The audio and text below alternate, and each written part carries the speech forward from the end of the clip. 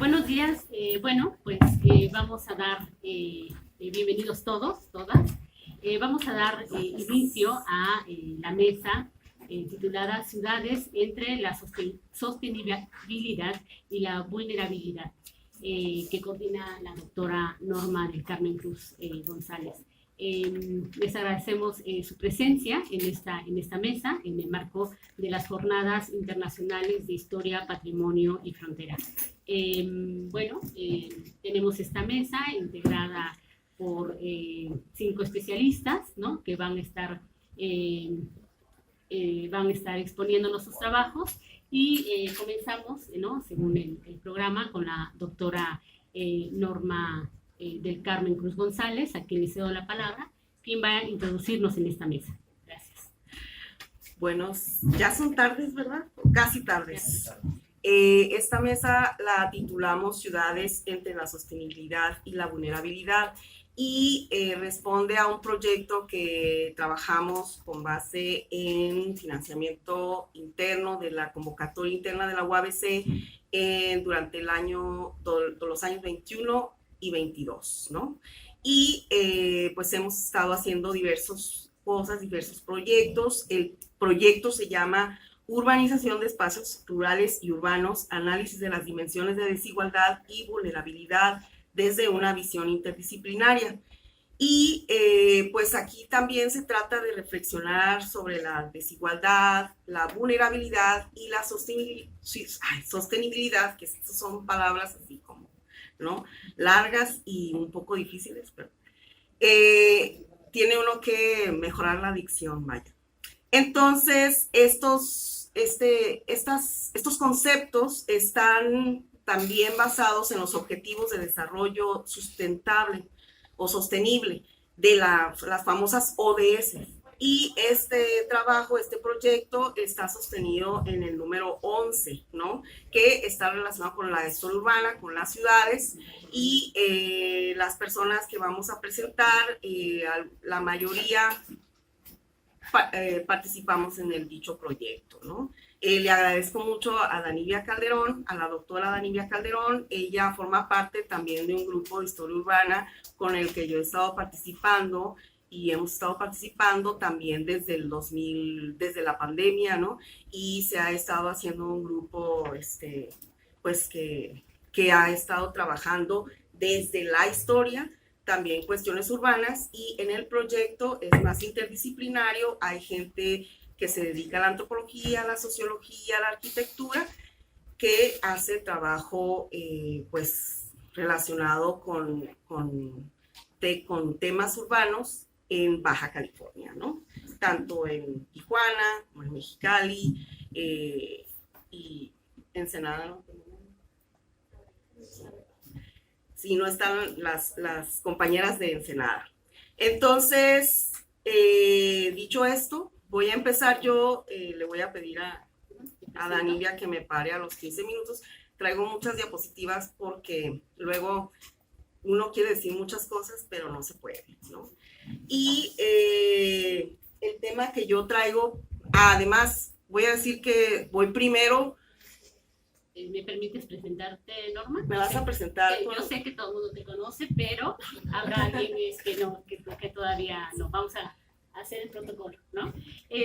Para quienes no conocen, es la doctora Norma del Carmen Cruz González. Ella es doctora en Historia por la Facultad de Filosofía y Letras del Instituto de Investigaciones Históricas de la UNAM. Tiene estudios de maestría en Demografía por el Colegio de la Frontera Norte y licenciada en Historia por la Escuela de Humanidades de la Universidad Autónoma de Baja California. Es investigadora en el Instituto de Investigaciones Históricas aquí de la Universidad, Campus Tijuana, con PROPED y nivel 1 del Sistema Nacional de Investigadores. Es líder del cuerpo académico Historia y Desarrollo Regional. Es docente de la maestría y doctorado en Historia en el mismo instituto y también en la licenciatura. Imparte también cátedra en la Facultad de Economía y Relaciones Internacionales aquí en la Universidad Autónoma de Baja California, y también tiene en sus manos la dirección de tesis de maestría y del doctorado en Historia, y sus publicaciones pues están relacionadas con los temas y sus líneas de investigación de interés, que son la historia demográfica, el estudio de la estructura familiar, la migración y el poblamiento en Baja California en los siglos XIX y principios del XX. Ahora sí, cedo la palabra a la doctora. Gracias. Muchas gracias, doctora Danilla.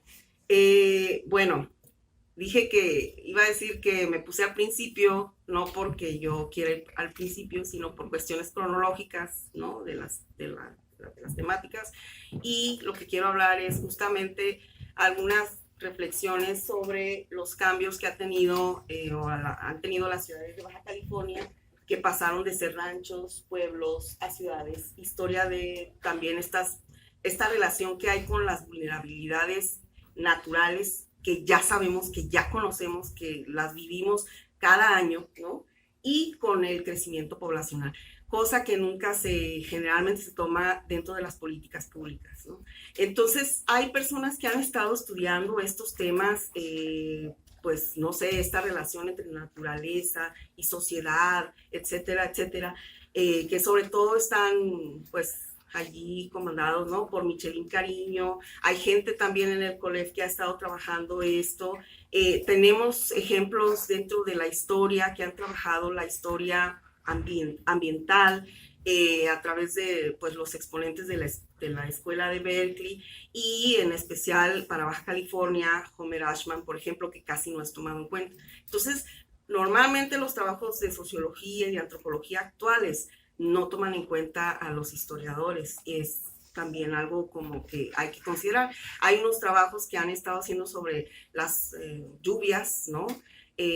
Por ejemplo, hay uno que ha hecho varios trabajos que se apellida Rodríguez Esteves, y pues también, digo, es muy valioso su trabajo. Sin embargo, también se queda con esta visión muy del siglo XX, y a veces falta ver también esta visión de mayor o de más larga duración, ¿no? Entonces, yo aquí tengo algunos datos que tienen que ver con el crecimiento poblacional, pero también con el clima, ¿no? Y porque, bueno, he estado ahí buscando, no hay como una seriación, hay que hacerla todavía, sobre las temperaturas, etcétera, etcétera. Hay páginas, sobre todo en California, donde puedes meter y te sale más interactivo el asunto, pero en México eso todavía es más, pues todavía falta, ¿no? Por avanzar. No me acuerdo qué viene ahí en la siguiente. Y bueno, aquí estoy más o menos diciendo que nos estamos basando en las ODS del Objetivo 11, Ciudades y Comunidades Sostenibles. Y, por ejemplo, una de las preguntas que se hace Rodríguez Esteves es justamente, bueno, ¿y por qué? O yo quiero saber por qué en Baja California, a sabiendas de que existe siempre lluvias y se caen los cerros y se cae la gente, ¿por qué no hay acciones sobre eso, no? Entonces dices tú, pues aquí es el asunto, es como la pregunta, ¿no? Que todo mundo tenemos, justamente porque cuáles serían estas características y condiciones. Y entonces hay que también remitirse a justamente el contexto poblacional que tenemos y cómo la ciudad en este caso ha ido creciendo. Aquí hay que considerar una cosa que me tuve que ir como a los libros de primaria. Cuando, por favor, le puedes cambiar. Esto, me voy a parar. Esto es un mapa de las placas tectónicas, porque todo el mundo sabemos que hay temblores, hay lluvias, están estos fenómenos, pero bueno, esta placa de Cocos es justamente la que pasa por la península, y a partir de las teorías de las placas tectónicas es la justificación para la separación de la península y cómo los climas del este y del oeste de la península son tan diferentes, ¿no? Eso ya lo sabemos, pero bueno, luego nada más lo tenemos ahí de contexto, ¿no? Entonces hay toda una explicación, le puedes dar a la siguiente, de por qué justamente tenemos la península más larga del mundo, considerada así, y cambia pues el clima muy drásticamente, ¿no? De la zona costa a la zona más central y donde está el desierto de Sonora, ¿no? Yo me voy a centrar más como en la zona costa porque también son contextos un poco diferentes. ¿Sí le puedes dar a la siguiente? Entonces, estas son las ecorregiones que generalmente se clasifican para la península de Baja California y bueno, esta es más o menos la considerada zona costa porque ya sabemos que en el planeta la península está de otra forma diferente a como la vemos en los mapas, ¿no? La siguiente, por favor. Este es unos mapas que yo bajé del Colagua, son de enero del 2023 y aquí podemos ver justamente que en la zona donde estamos, que es el famoso denominado clima mediterráneo, hubo más lluvias, más agua y pues el clima fue parecido, por ejemplo, al sureste, ¿no? O siempre se ve el cambio en la parte justamente de la zona mediterránea, ¿no? Entonces no traigo mis lentes y de verdad es como una calamidad, pero a ver, vamos a ver si puedo. Entonces, a la siguiente, por favor. Y este es un mapa interactivo que está ahí en el internet del mundo. Puedes poner el clima y justamente pues los rojitos son esta parte de lo más caliente, la zona costa, ya sabemos, este es el de ayer, ¿no? Justamente, entonces son temperaturas de 22, 19 y allá están en un verano bonito de 35 centígrados en Mexicali, ¿no? Que ya bajó el calor, ¿no? Entonces, pues ya sabemos eso. Aquí, este cuadro que no se ve, son las lluvias, y bueno, aquí hay que mencionar el fenómeno del Niño. El fenómeno del Niño, a ver, ¿dónde está eso? El Niño se origina, no sé si todos sepan de dónde nació el nombre del Niño o qué es el Niño, ¿no? Es un pronunciado calentamiento de las masas de agua en el Pacífico Occidental. Estas aguas se dirigen al este, invaden el Pacífico Oriental con temperaturas por encima de las normales y topográficamente más altas que las aguas circundantes. La llegada de estas aguas más calientes a las costas del continente americano origina un aumento significativo de los fenómenos de convección y el desarrollo de precipitaciones superiores a las normales, mayor efecto en las costas de Perú y Ecuador y como consecuencias menos trascendentes en zonas de la costa pacífica. Como es un fenómeno cíclico con frecuencia de retorno que se produce cerca de Navidad, fue bautizado en Perú como el Niño, en clara alusión religiosa al nacimiento del Niño Jesús, y los científicos acostumbran a hablar del fenómeno denominándolo ENSO, ¿no? Que son sus siglas en inglés, y debido a esta característica de dinámica temporal.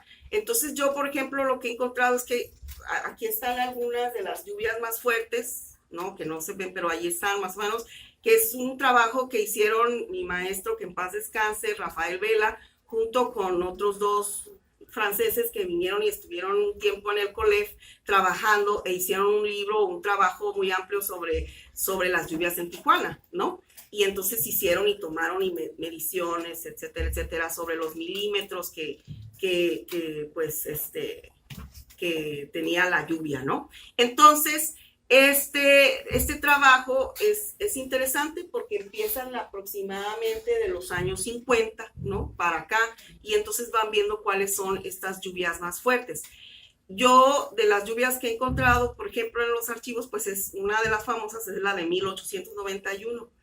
Y luego, en el 1892, 1893, me encuentro que hay sequías. Entonces, en el archivo se pueden ver varios documentos sobre las sequías. ¿Qué pasa? Que es el fenómeno, pues yo lo que veo es que el fenómeno de la niña, ¿no? Que es el clima contrario al del Niño y que produce sequías. Y entonces en Baja California se ha estudiado mucho más, por ejemplo, el fenómeno del Niño y las lluvias que provoca, pero no tanto las sequías, que bueno, de todas maneras tiene injerencia por la falta de agua, ¿no? Y entonces aquí Marco que ha trabajado más en la parte del agua. Entonces, ¿sí le puedo dar la siguiente, por favor? Estos son precipitaciones promedios anuales desde 1950 a 1998 Y Eureka, que es un poblado que está al norte de California, pues tiene mucho más lluvia, pero bueno, es más montañoso, tiene árboles, pinos, y Tijuana es el más fuerte, ¿no? San José del Cabo, pues responde a otro clima, entonces llueve en el verano, por eso a nosotros, pues nos llueve en invierno. Si le puedes dar a la siguiente, y estos son las lluvias del 97-98, y donde hubo en Tijuana mayor milímetros de inundación, ¿no? De pronunciamiento ahí del agua, ¿no? Y si se fijan, pues en el este es donde hay más también, es más alto, ¿no? A la siguiente, por favor. Y ya estas son las temperaturas o las temporadas normales y es un día de lluvia. Entonces, el día más fuerte de lluvia que se ha registrado de estos años que les he mencionado es el de 1993, el del 6 de enero con 86.9. Entonces ahí podemos ver, por eso también tenemos este registro tan fuerte de las lluvias del 93, las lluvias también del 78, ¿no?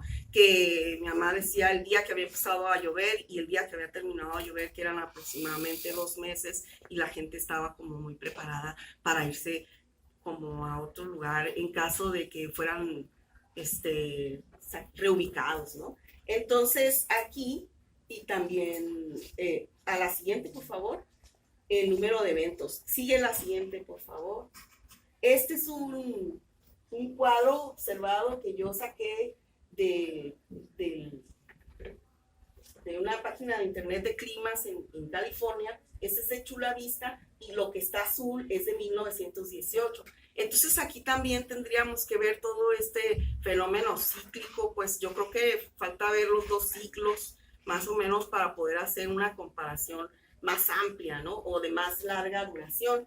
Estas son zonas y regiones mineras donde también en Baja California lo que yo quiero decir es que hay muchos recursos y que allí también tenemos que ver pues todo lo que tiene que ver como con nuestro clima, nuestros recursos,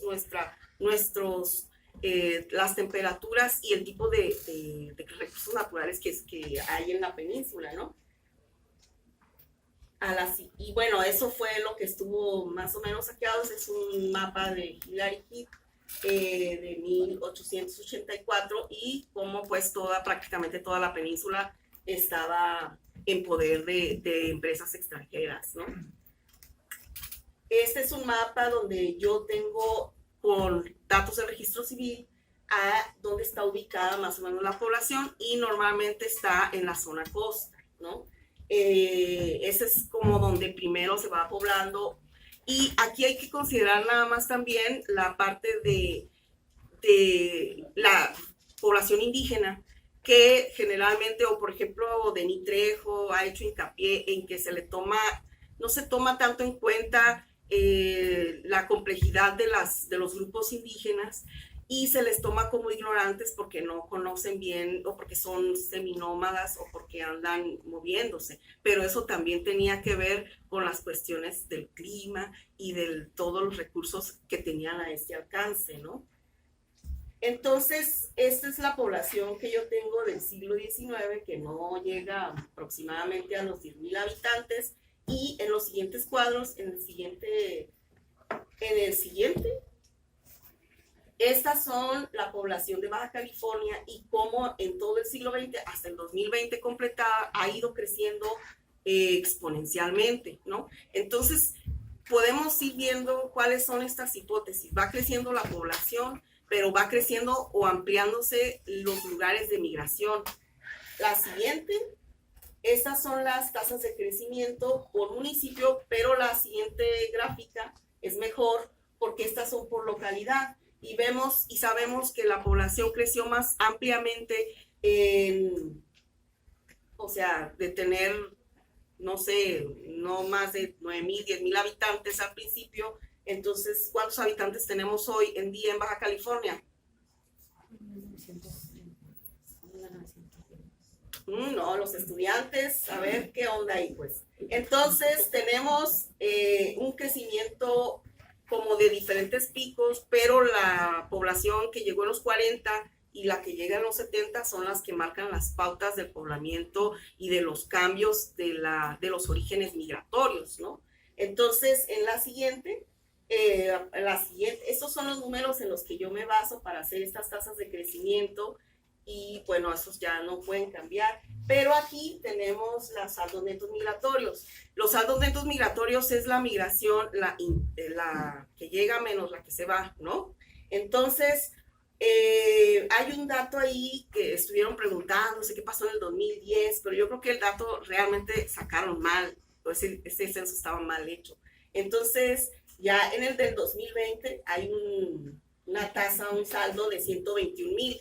Eso significa que muy probablemente fue en una secuencia a la baja, pero en la siguiente, es la proyección que tiene el CONAPO para el 2050. Entonces yo digo, ¿cómo es posible que hagan esta gráfica y con una proyección donde la tasa neta migratoria va a bajar?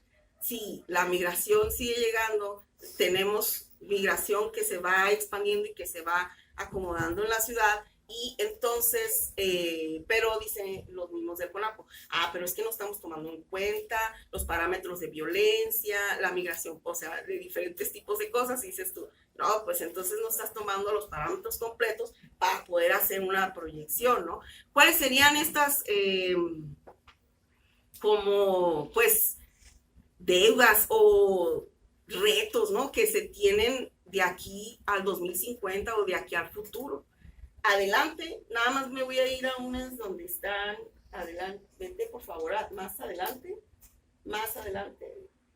esas son invasiones y así es como el Cerro de las Abejas se fue invadiendo. En otra, quiero irme a los,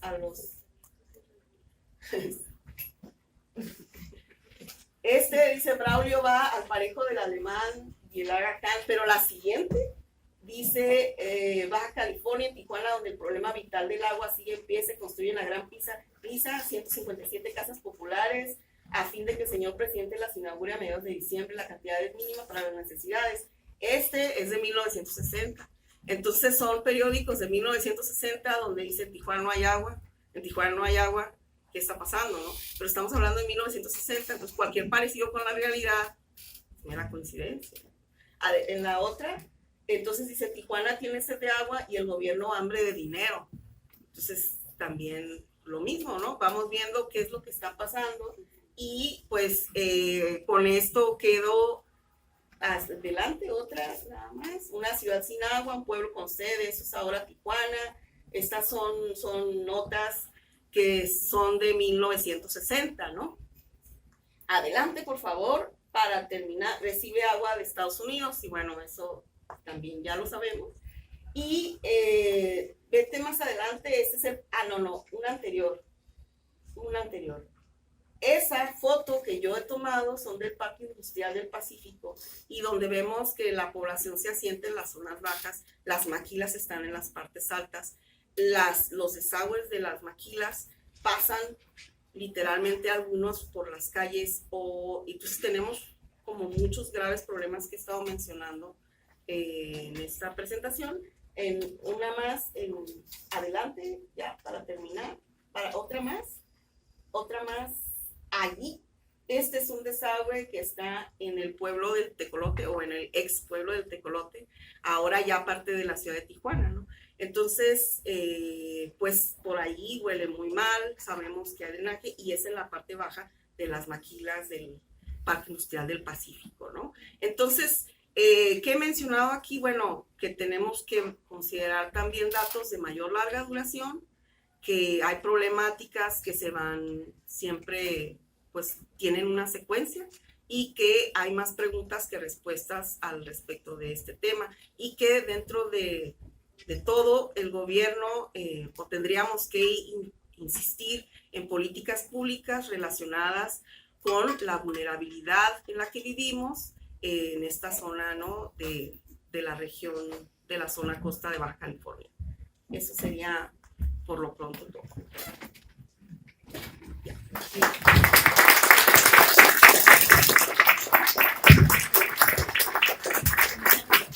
Muchas gracias, doctora Norma, ¿no?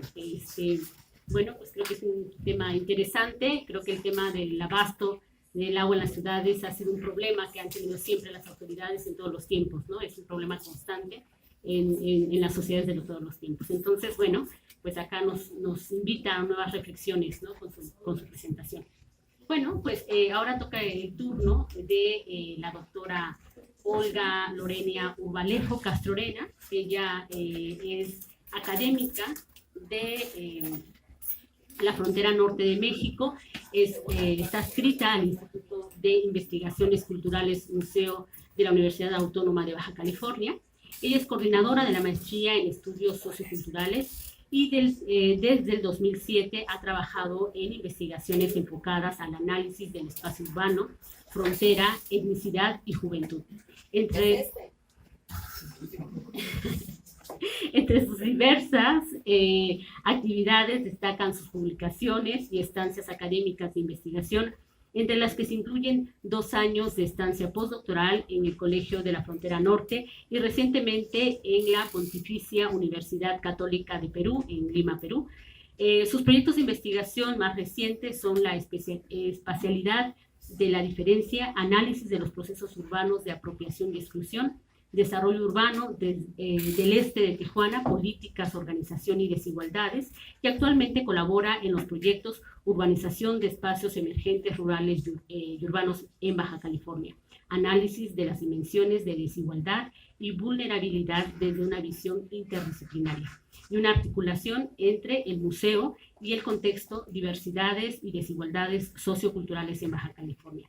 La doctora Olga Lorena nos va a presentar su trabajo Vulnerabilidad y Seguridad en los Márgenes Urbanos. Adelante, doctora. Gracias por la presentación y por la invitación, por estar acá nuevamente.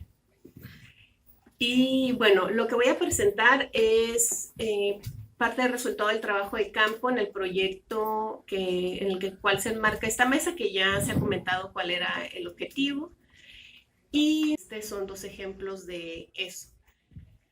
En la década de los 90, en los 2000, cambia la política de construcción, la política de la vivienda, el Estado otorga mayores créditos y hay otras instancias que también hacen un financiamiento de los créditos para vivienda y entran constructoras privadas para hacer las casas, una de ellas Casas Geo, Casas Beta, etc.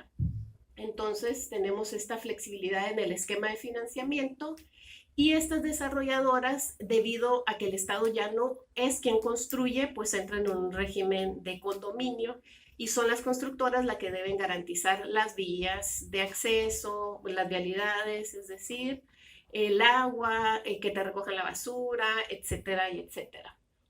Pero pues resulta que algo cambia con estas desarrolladoras. En Tijuana, la mayor concentración de fraccionamientos de interés social está sobre el Boulevard 2000, que cuando empezaron a construir los primeros fraccionamientos no existía el Boulevard 2000, estaba como en un proyecto futuro y los accesos no eran por ese medio. Adelante, por favor. Lo que sucedió fue que si bien el gobierno ya no construía esos fraccionamientos abiertos, sí había privadas dentro de las casas, dentro de los fraccionamientos, pero eran privadas, digamos, precisamente de circulación libre, aunque esa libertad pues era para quienes viven ahí, uno no tenía que estar circulando por esas calles, pero las desarrolladoras o las constructoras pues se van a bancarrota y se retiran del cuidado, digamos, de los fraccionamientos, sobre todo los primeros fraccionamientos que se hicieron sobre el Boulevard 2000, cerca del Cerro de las Abejas. Estaré hablando de Casas Geo, Casas Beta, son los primeros que se establecen, ¿no? Entonces las fraccionadoras cierran, la gente se queda a la deriva, pero el Estado dice, pues yo aquí no tengo nada que hacer, ¿no? No es mi responsabilidad porque tu régimen es de condominio. Entonces se pone en una situación pues de vulnerabilidad, otra vulnerabilidad al estar abandonados de quienes deberían de garantizarles un derecho. Adelante. Esto solamente es un mapa referencia a alguno de los fraccionamientos en el Boulevard 2000. ¿Qué tiene de particular el Boulevard 2000 si estamos hablando de que en México o Tijuana la podemos ver como una ciudad pues violenta y que hay en Tijuana otros fraccionamientos? Pues sucede que, adelante por favor, que en este fraccionamiento, adelante, es un fraccionamiento de congestión vehicular, lo que ocasiona un montón de accidentes también. Hay muchísimos atropellamientos, muchas personas mueren queriendo cruzar el Boulevard 2000. Adelante. Y además, adelante, pues se convierte en un espacio de violencia porque se vuelve una zona donde muchas personas mueren, pero también un sitio donde hay abandono de cuerpos, donde hay fosas clandestinas. Y entonces esto es lo que rodea el bulevar y es lo que particulariza el entorno y el contexto de los fraccionamientos sobre el bulevar, que ahora se extiende pues hasta Venados y todos los otros fraccionamientos que están de aquel lado, ¿no? Que son bastantes, que además tendríamos más cosas ahí por decir, como que hay un tipo de construcción específico que empieza ahí, que es la verticalidad de los fraccionamientos de interés social en Tijuana y están ahí puestos en el bulevar. Las personas quedan dentro de esta situación. Adelante. Y pues tenemos robos, asaltos, narcomenudeo, ocupación ilegal de la vivienda, que son estas invasiones a las viviendas, porque las entradas están abiertas y hay un abandono que es multicausal, pero una de estas causas refiere a la crisis inmobiliaria de los Estados Unidos, cuando hay una retirada del capital económico de Tijuana y muchas personas deciden irse de Tijuana y dejar sus créditos, entonces las casas quedan abandonadas y son ocupadas. Muchas veces por personas que necesitan de un lugar donde vivir, pero otras para convertirlas en espacios de venta de drogas. Y lo que les comentaba, desapariciones y fosas clandestinas, y tú viviendo ahí cerca del bulevar y teniendo que hacer, ¿no?, tus actividades. Adelante, por favor.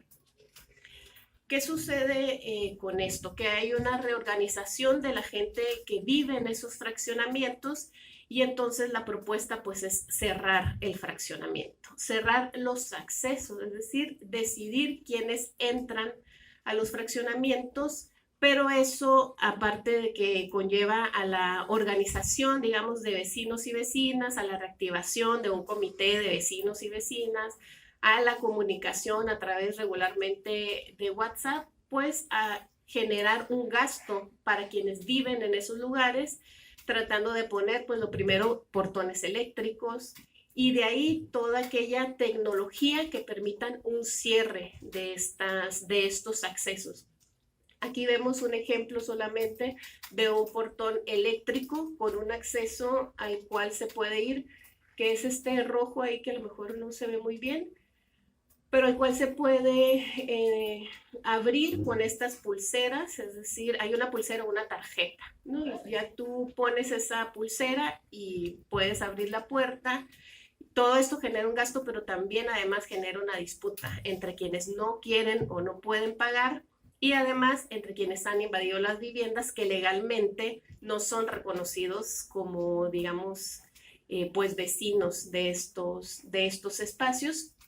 Y de la misma forma hay mucho más de lo que pudiéramos ver aquí porque hay portones que son ya no eléctricos sino por sensores. Entonces para evitar que alguien ponga su carro, se abra, tarde en cerrar y la otra persona pueda entrar, quien no tiene el control, pues hicieron unos portones ay, se me olvidó que dije. Con sensores, gracias. Entonces el carro tiene que estar muy cerca para poder abrir eso y no da oportunidad a que otro carro entre. Esas son como las situaciones regulares y esta tecnología conforme va mejorándose pues va siendo más cara y va requiriendo más recurso aunado a toda la situación de violencia y también al que no se recoja la basura y que sean los mismos vecinos y vecinos quienes tienen que pagar para que alguien vaya a hacer este servicio y pues otro par de situaciones. Adelante. Adelante. ¿Cuánto tiempo me queda? 5 minutos. Muy bien. Yo aquí les decía que lo que hice fue trabajar con estudiantes de secundaria, de una secundaria técnica que está en la zona del Boulevard por Venados, para realizarle una serie de preguntas que no he terminado todavía de sistematizar esa información, que refiere a cómo se sienten viviendo en esos lugares, porque si bien los adultos salen de esos espacios con regularidad por las características de la población a trabajar y vuelven, los estudiantes o adolescentes pues están mucho tiempo dentro de esos fraccionamientos y además ya interiorizando y viviendo con este encerramiento y sobre todo con esta violencia, ¿no? Vivir en un espacio ya de por sí de construcción pequeña, pero además de no poder salir por peligro. Y ahí hay algunas respuestas de por qué se siente o no seguro en el lugar donde vive, y se venden marihuana o drogas, hay malandros, se mete gente que no conocemos, mataron a uno al frente de mi casa porque los vecinos se ayudan entre sí, además creen, o lo que yo pude encontrar, que son ellos mismos, ellas mismas, no solamente quienes tienen que encerrarse, sino quienes tienen que armarse para poder defender su entorno. Adelante. Vive, por ejemplo, esta persona de 14 años vive en Las Delicias 2, se siente seguro a veces porque roban, asaltan, matan a las personas, y a veces me siento seguro porque está calmado y los vecinos cuidan la privada. Adelante. Porque entre vecinos nos ayudamos, por eso se sienten seguros. Adelante. Vecinos y vecinas, adelante. Aquí una de las chicas que contestaban decía que se sentía seguro porque su vecino tenía una pistola. Entonces, su representación de la seguridad es su privada, adelante, porque hay otra imagen, con un vecino armado. Entonces, esa es la cotidianidad, es decir, no estamos hablando solamente de este gran contexto, claro, del financiamiento, de los fraccionamientos cerrados, de la securitización, así tomado del término anglosajón de security, sino que estamos viendo una forma de vida que es percibida como la normalidad de estos entornos. Más allá del estudio de la ciudad, del crecimiento urbano, de los procesos socioespaciales, estamos generando como sociedad a otros individuos que esto les parece normal y que además lo buscan. Adelante. Ahí está el vecino. Para terminar y para continuar con la discusión, bueno, el encerramiento permite, yo creo que un imaginario de sentirse segura y seguro, porque ni siquiera es una garantía que dentro de ese lugar haya una seguridad, y porque fuera de ese lugar no hay seguridad. No siguen apareciendo cuerpos en el bulevar, sigue habiendo tráfico de drogas, de personas, etcétera, y pues yo veo esta situación más agravada, no algo que se esté solucionando. Las imágenes de estos dispositivos o la cotidianidad del uso de dispositivos pues reproduce estos imaginarios. Hay que recordar solamente que estos fraccionamientos no nacieron como cerrados. No es el caso de otros que podemos encontrar, por ejemplo, de playas, que en una zonificación de los fraccionamientos es de primer nivel y estos son de cuarto, me parece, sino que estos fraccionamientos se cerraron dado el contexto y se reorganizaron por esa misma situación. Pocas acciones que tienen una consecuencia positiva, un uso además de la práctica y del conocimiento por parte de las autoridades municipales de tomar esos comités de vecinos que ya se hicieron para poderlo registrar y entonces pues decir no, ya estamos ayudando y tal vez vayamos a recoger la basura de fraccionamiento. Y fuera de la seguridad privada, pues parece ser que todo sigue igual. Como les comentaba, estos son parte de los primeros hallazgos. Si me preguntan qué hacer, no sé, pero por lo menos me parece importante tomar estos temas porque se está trabajando mucho los fraccionamientos, cada vez más pues porque es el modelo de vivienda parece a continuar, pero también considero muy importante ver las consecuencias de lo que está pasando, por lo menos aquí en nuestro entorno que es Tijuana. Adelante, creo que ya. Gracias.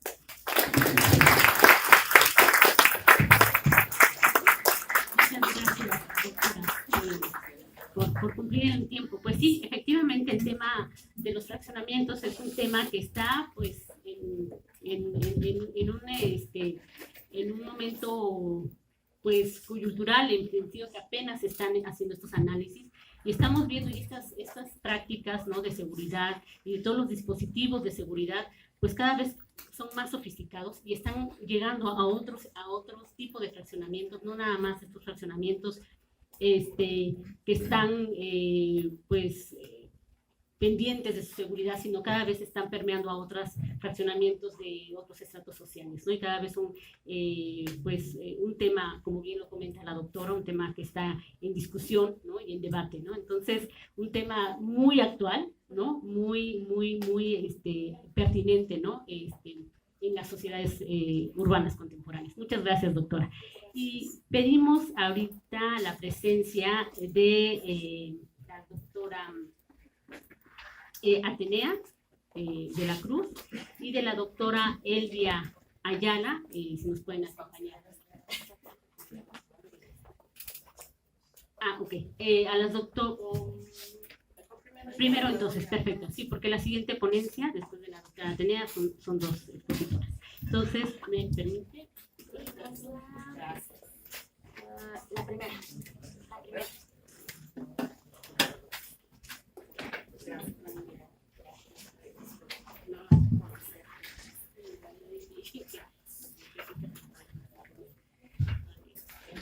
Bueno, ahora toca el turno a la doctora Atenea de la Cruz Brito.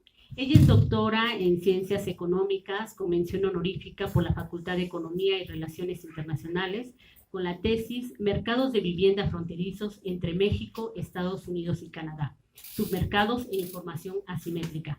Es maestra en Economía Aplicada por el COLEF, cursó estudios de máster 1 en la Université de París Ouest La Défense, en París, perdón por el francés, y en Francia, y ha realizado instancias de investigación en la Luskin School of Public Affairs de la UCLA, ganadora del segundo lugar del premio Eliseo Mendoza 2019 al análisis económico del desarrollo regional, con el artículo Efecto de la migración y las características del vecindario en los precios inmobiliarios de la zona urbana de Tijuana. Actualmente es miembro de Tijuana Leadership Council of Urban Land Institute de San Diego, Tijuana District Council.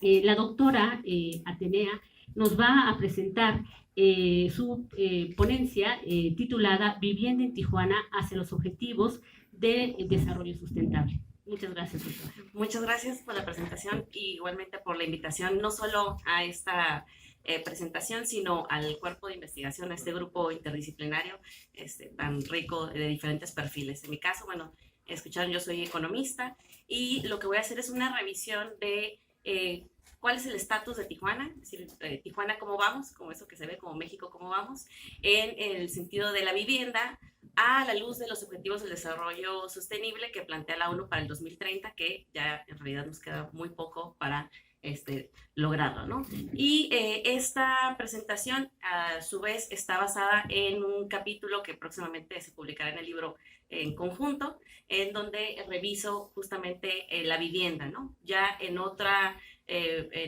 publicación revisé el entorno, es decir, la parte de afuera de la vivienda, ¿no?, todo el entorno urbano, y en este caso es hacia el interior, ¿no? Bien, esta presentación primero les mencionaré un poco del contexto, aunque gracias a la doctora Norma y la doctora Lorena ya hay algo del contexto mencionado, y me centraré entonces un poco más en los elementos de la vivienda adecuada. La siguiente, por favor. Muy bien, sobre el contexto, pues es importante entender que la vivienda es una necesidad básica, está dentro de las necesidades básicas, y no solo por el cobijo que brinda como una necesidad, sino porque además está asociado a aspectos psicológicos para el libre ejercicio de la personalidad, socioculturales, entre otros. En este caso, la vivienda a su vez tiene un marco legal. Pensemos en el caso de México, pues saben, dentro de la Constitución, el artículo 4 constitucional, que lo plantean en los términos de vivienda digna y decorosa, eso es en el caso mexicano, y dentro del Comité de pues, los derechos, el Council of Económicos, Sociales y Culturales de la ONU, está planteado como vivienda adecuada, ese es el término. Y dentro de esta vivienda adecuada se plantea bajo 7 dimensiones o un marco de 7 características. Sin embargo, la vivienda no está en el aire, está en un espacio, y este espacio es muy importante. Vamos a notar 2 características por señalar solamente en 2 categorías. En primer lugar, las condiciones del espacio natural, que como bien mencionaba la doctora Norma, tenemos un espacio accidentado y un espacio que está en riesgo constante, ¿no? Periódico, por algunos fenómenos que son recurrentes, además de otros fenómenos causados por los seres humanos, ¿no? Por el desmonte, por hacer accesos inadecuados y por construir sin la protección o los taludes correspondientes, ¿no? A eso además le agregamos otras características sociales que tiene la región, como mencionar muy bien la parte del poblamiento, es decir, la zona de donde estamos actualmente, de Tijuana, ha estado en constante recepción, ¿no? Ha tenido saldos migratorios positivos por bastante tiempo, y esto ha llevado, además de la falta de contención por parte del Estado y del planeamiento, de la planeación urbana, que la ciudad se extienda, ¿no? Además por 2 cuestiones legales, ¿no? que mencioné adelante. Entonces, esto ha generado un crecimiento poblacional desordenado, extendido además. Si la ciudad está bastante extensa, si pensamos en la densificación es poca, es decir, cuántos habitantes por kilómetro cuadrado, en realidad se extiende por varios kilómetros, y esto también a ese efecto de este rápido crecimiento que atrajo a población, sobre todo por las condiciones económicas. Entonces hablamos de condiciones demográficas, condiciones económicas y condiciones sociales que han llevado a la configuración de lo que tenemos como Tijuana en este espacio, ¿no? La siguiente, por favor. Y la que sigue. Entonces, como bien mencionaban, este proyecto está marcado en los Objetivos del Desarrollo Sostenible de la ONU, dentro justamente de, ya mencionaban, el Objetivo 11, que a su vez se enlaza con muchos otros objetivos, pero solo por mencionar alguno en el cual yo me voy a basar, es la meta 11.1, relacionada con oportunidades de acceso a servicios básicos y adecuados. Así. Y este es tal cual como establece dentro de estos objetivos de desarrollo sostenible estos 7 elementos de la vivienda adecuada. Entonces, la revisión que hago es básicamente qué tan bien o mal le va a Tijuana, ¿no? Calificada bajo estos 7 parámetros, ¿no? Tenemos en primer lugar la tenencia de la vivienda, la disponibilidad de servicios, un factor muy importante, asequibilidad, habitabilidad, accesibilidad en el sentido, sobre todo, de acceso a personas, sobre todo con movilidad reducida, eso así está contemplado, ubicación y adecuación cultural. Entonces vamos a empezar con la revisión de cada uno de ellos. En el caso de la tenencia, en general en México se tiene una tenencia superior a las medias internacionales, y es un caso similar al resto de América Latina. ¿Por qué? Porque sí está dentro de la población la idea de tener su casa propia, ¿no? Entonces, la tenencia de la vivienda es alta si comparamos internacionalmente. Incluso si comparamos en la frontera, en San Diego está alrededor del 40, a diferencia de Tijuana, pero si comparamos con el resto de la frontera norte, con el resto de las ciudades importantes, vaya que revisé, está por debajo porque está alrededor del 70 en el resto de la frontera norte, a pesar de que es, les digo, inferior al sur del país, donde la tenencia de la tierra está por arriba del 80, es decir, personas que son dueñas de su propia casa. Y en el caso de Tijuana estamos en casi el 64%, incluso por debajo de Mexicali, con un 80% de tenencia de la tierra. Esto de tenencia incluye a personas que ya pagaron su casa o que están en proceso de.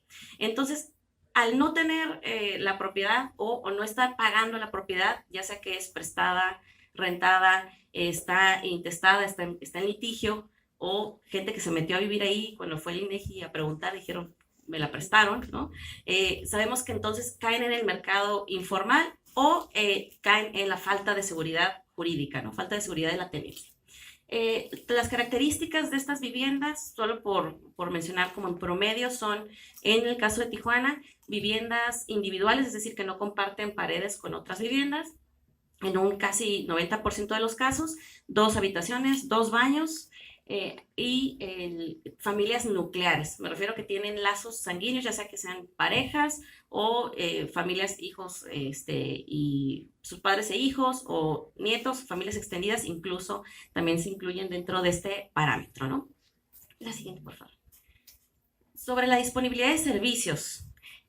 Si notaron, entonces en la tenencia no está tan mal Tijuana, pero está por debajo un poco de la media nacional, decimos. Y en el caso de disponibilidad de servicios, por la disponibilidad de datos, se revisan 3: acceso a agua dentro de la vivienda, agua limpia, drenaje y electricidad, ¿no? En realidad, dentro de los servicios revisamos muy pocos, ¿no? Y en este mapa les muestro aquellos espacios que no tienen ningún servicio. Sí hay algunas áreas que no tienen ninguno de los 3 servicios mencionados, y algunos otros que tienen una proporción que va del 0.2 al 4%, dentro de cada 104 viviendas que no tienen ningún servicio. Esto es por AGEP, o Área Geoestadística Urbana. Imaginen, es un tamaño un poco más grande que manzanas, pero un poco más chico a veces que una colonia, ¿no? Ese es más o menos el tamaño. Bien, y entonces sobre servicios, la mayoría tiene al menos un servicio, pero para los estándares de la ONU se debe de contar con los 3 servicios, ¿no? En ese caso, como México se autocalifica, dice, bueno, de los 3 al menos tienen alguno, ¿no? Si les falta la luz, pues al menos tienen agua, pero en realidad se deberían tener los 3 servicios, ¿no? Bien, pasamos a la tercera dimensión, que es la asequibilidad. Y aquí es donde se empieza a poner interesante. La asequibilidad se refiere a que sea costeable la vivienda, que las personas puedan pagar por ella, ya sea la renta o la compra de la vivienda. Dentro de los estándares internacionales se plantea que el 30% o menos del ingreso del hogar debe destinarse a la vivienda. Y a pesar de que estos datos, claro, son de la Sociedad Hipotecaria Federal y no reflejan todas las viviendas ni son todos los precios de mercado, me refiero a que la Sociedad Hipotecaria Federal solo captura los datos de avalúos porque van a pedir una hipoteca, y entonces estamos pensando en vivienda formalizada y además que pide hipoteca, seguramente con Infonavit o con un banco. Entonces entra en los casos de trabajadores regulares, asalariados en México. ¿Qué queda fuera de aquí? Quedan todas las compras que se hacen en efectivo, ¿no? Al CHAS, o con otro tipo de financiamiento. Pensamos proveniente de un banco de Estados Unidos, o si su economía está ligada con Estados Unidos. Entonces estamos pensando solamente en avalúos mexicanos. Y aquí notamos algo en esta serie de tiempo que les muestro. Si notan, bueno, se puede notar un poquito. Estos picos son el nacional, esta línea punteada es ay, me borró los ejes. Bueno, yo les diré qué años son. Aquí se nota claramente que es la caída que hubo de la crisis subprime de 2008, ¿sí? Que Tijuana, de hecho, tuvo una caída más pronunciada que el resto de la frontera norte. Tenemos también que se tarda más en recuperar que el resto, y los picos de aumento sí son superiores. Si notan, esto, si no me equivoco, es 2010, aquí tenemos 2020 y 2022 estamos por acá, con aumentos por encima, como un 3 o 4% por encima de la media nacional en precios.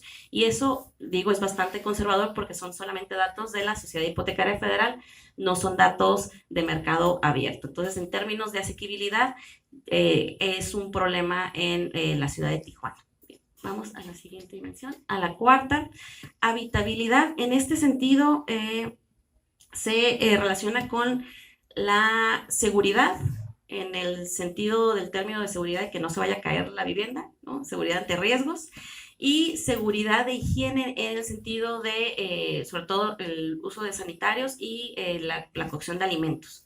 Entonces, ¿qué pasa? Que en de higiene, es decir, problemas de contaminación cruzada, problemas de cómo es qué se hace con el agua sucia, qué se hace con el lavado de manos, recordando, ¿no? Pensando, por ejemplo, en la situación que pasamos durante el confinamiento por la pandemia de COVID, pues esto es un foco de infección y es un foco de contagio, ¿no? Y si notan, hay concentraciones, sobre todo en la zona norte, es aquella que contiene la mayor cantidad de cuartos, en realidad cuarterías dentro de este aspecto, y notamos en las partes exteriores del anillo, ¿no? Que sería de las áreas fuera del área consolidada central, también notamos este tipo de viviendas en las cuales tenemos hasta un 24 o hasta un 53% de las viviendas de esa AGEF que son de un solo cuarto, sin baño y sin cocina, ¿no? Entonces, estas son ya condiciones precarias a comparación, ¿no? Del resto, ¿no? Si pensamos que aún incluso en las que están marcadas de color más claro, ¿no? Casi blanco marfil, aún ahí hay al menos un 4% de viviendas que carecen de baño y de cocina, ¿no? Por sí mismas. Entonces, esto es uno de los puntos de mayor problema para lograr los objetivos del desarrollo sostenible en el caso de Tijuana.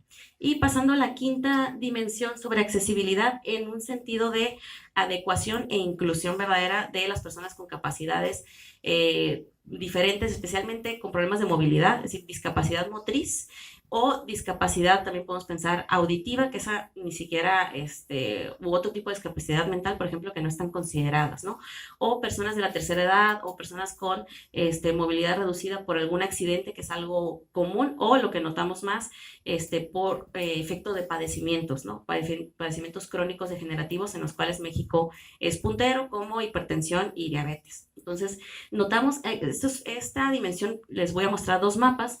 En este primero noten, por favor, la concentración del 6 al 15% de población con alguna discapacidad, que declaran tener alguna discapacidad. Notamos en el área, pues, aquí cercana de Otay, donde estamos. Sí, aquí, aquí, bueno, solo censan a los que viven aquí, ¿no? Entonces, aquí, ¿no? El aeropuerto, pero en los alrededores, correcto, ahí es donde están señalados, en algunas áreas sobre el corredor. Y sí, les pido que tengan en mente esta imagen para ver la siguiente, por favor. Y esa es la adecuación que existe de rampas con sillas de ruedas. Casi nula, ¿no? Sí, el aeropuerto y la UABC es lo que sube bastante el estándar aquí. Esta es una privada que tiene rampas en todo el interior, y vemos que el resto carece bastante de esto, ¿no? Y para llegar a por favor, la siguiente, la quinta dimensión sobre localización y distribución, ya lo mencionó la doctora Lorena, ¿qué pasó con esta distribución de ciudad extendida? Responde a nivel legal de dos causas. La primera, el programa sectorial de vivienda, que se estableció de 2001-2006, sin embargo se continuó hasta 2012 más o menos, en el cual se dio permiso para hacer estas colaboraciones público-privadas o para que los privados entraran a construir, pero con reservas territoriales muy al exterior, porque para que pudieran realmente vender estas viviendas y construirlas primero, debían tener algún margen de ganancia. Y la única forma de obtener ganancia es tener un suelo muy barato. Y el único lugar donde había suelo barato es en el exterior. Entonces, esto responde a que, claro, si quieres vivienda de interés social o vivienda de bajo costo popular, se tiene que construir en los márgenes, porque si no la tierra es muy cara, ¿no? Y esto se mantuvo hasta que en 2014 se hizo el cambio de política, producto del cambio del bando 2 de la Ciudad de México, que se hizo extensivo en el resto de las ciudades, sobre la ciudad interior o densificar la ciudad donde ya se encuentra, ¿no? Y este es el esquema que tenemos. Vamos a la siguiente, por favor, la séptima, que ese punto de la ubicación creo que es central, ¿no? Y lo tenemos todos claro, y responde a esto, ¿no? Este tema del mercado. Y pasando al séptimo punto, la adecuación cultural, que es algo que considera la ONU en los Objetivos del Desarrollo Sostenible y la vivienda adecuada. Hay que señalar que esto es un tema algo complejo, ¿no? Para el caso de Tijuana, por la heterogeneidad de la población, la propia heterogeneidad de los procesos constructivos, es decir, tenemos vivienda de tipo californiano, tenemos viviendas que emulan otras partes de la República, donde vengan las personas, ¿no? Que hacen su autoconstrucción, además está relacionado con el tema de la autoconstrucción, y después tenemos la vivienda uniforme, ¿no? Este esquema de caja de zapatos que conocemos todos, que ese tiene que ver con un tema constructivo porque es más barato construir con esas características y esos materiales, ¿no? Por tanto, el carácter idiosincrático, ¿no? O qué tan adecuado está culturalmente la vivienda en Tijuana, creo que eso sí sería para el debate de otra área. Como economista, no sé, lo dejo para los demás, pero en este aspecto, pues no hay datos, vaya, que nos ayuden a ni siquiera medir qué tan bien o mal estamos en este aspecto. Entonces, regresando al conteo de cuáles son estos 7 elementos, notamos que respecto a la tenencia, a pesar de que los números no estén tan mal, sabemos que tenemos un problema de tenencia porque hay mucha vivienda ilegal, mucha vivienda irregular que se sigue generando cada minuto en la ciudad. O sea, personas que van o que invaden una casa que ya fue construida por una constructora y que fue abandonada por los dueños porque después de la crisis subprime ya no les costeó seguir viviendo ahí y pagar el transporte, prefirieron o ir a la ciudad interior o mudarse de ciudad. Y es un tema pendiente a pesar de ello la tenencia. Los servicios, pues lo notamos, hay una carencia de cubrir todos los servicios. El tema de asequibilidad, es decir, del costo, sigue siendo algo importante. Creo que se tiene que revisar más de forma de mercado, como lo he hecho para la ciudad de Tijuana. Y la accesibilidad para las personas con movilidad reducida es un gran tema pendiente, además por las propias características de la ciudad, el cual podría ser resuelto con una gran inversión en transporte y movilidad, ¿no? Que eso es otra parte, pero eso es afuera de la vivienda, entonces no lo mencioné, sin embargo es algo importante. Y bueno, ese es en resumen. Sabemos que hay una relación entre la vulnerabilidad que ocurre dentro de la vivienda y en el entorno, hay una interacción entre ello y hay que tomar en cuenta que las características heterogéneas de la propia ciudad generan que veamos esta suerte como de islas en el espacio, que algunos tienen la suficiente dotación, tienen viviendas adecuadas y otras no. Por tanto, lo más importante es hacer la revisión intra-AGEPS o intra-ciudad, ¿no? Más que homogenizar o generalizar el resto del municipio, ¿no? Que es bastante amplio y complejo. Bueno, por mi parte sería todo y muchas gracias.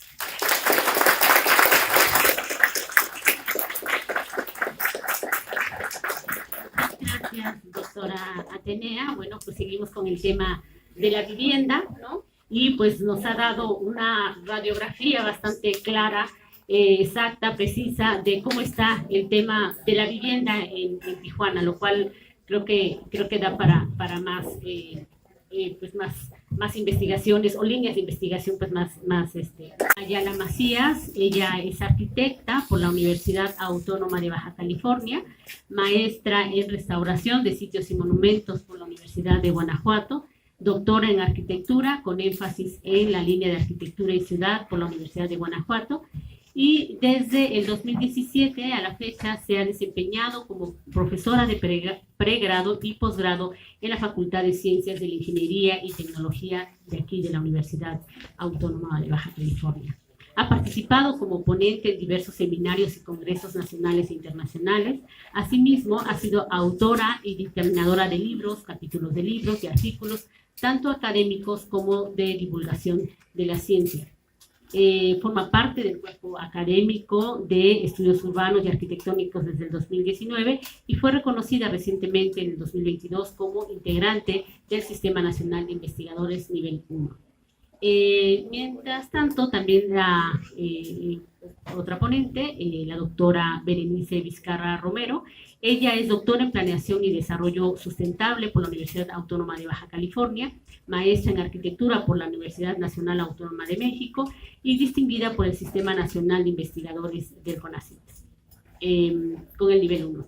Reconocida con el perfil deseable de PROPED y miembro del cuerpo académico en formación estudios urbanos y arquitectónicos. Ha sido ponente en foros nacionales e internacionales, autora del libro Pueblo Nuevo, Formación, Desarrollo y Degradación de un Barrio Fundacional, así como de otras publicaciones científicas y de divulgación, entre los que se encuentran libros coordinados y revistas arbitradas e indexadas bajo las LHAC, en procesos urbanos y sociales, morfología y estructura urbana e historia urbana. Actualmente es profesora investigadora de tiempo completo en la Facultad de Arquitectura y Diseño de aquí, de esta casa de estudios, y Campus Mexicali, impartiendo clases en los programas de licenciatura y posgrado. Pues les agradecemos a nuestras ponentes su presencia en esta mesa, y ellas nos van a exponer el trabajo titulado Revisando la desigualdad urbana, perspectivas y recomendaciones desde las agendas internacionales de política pública. Muchas gracias. Al contrario, muchísimas gracias por la invitación. Nos da muchísimo gusto poder estar el día de acá en esta mesa que ha resultado tan provocativa. La verdad es que se han dado pues algunos puntos de vista que nos parecen muy interesantes. Esperamos no descombinar demasiado. Y como preámbulo me gustaría contarles que nosotras dos trabajamos en un cuerpo académico que frecuentemente busca cómo se dan las dinámicas urbanas, pero la mayoría somos arquitectas. Varias de nosotras hemos participado en proyectos de planeación urbana o tenemos énfasis en ello, y eso le da un poco de tinte a lo que vamos a presentar acá. Todo esto comenzó para nosotras como un llamado para hacer un capítulo de libro. Ese capítulo era acerca de desigualdades urbanas, y cuando tuvimos la llamada por teléfono se dio en este rico y siempre educativo cruce de miradas. Realmente teníamos opiniones muy distintas acerca de qué era la desigualdad. Y creo que esto es importante mencionarlo porque eso es lo que dio la riqueza del trabajo que vamos a presentar. Y al hablar de desigualdades y como arquitectas pensábamos que la desigualdad era algo que tenía mucho que ver con los atributos físicos del espacio, con el acceso, la disponibilidad a ciertos recursos.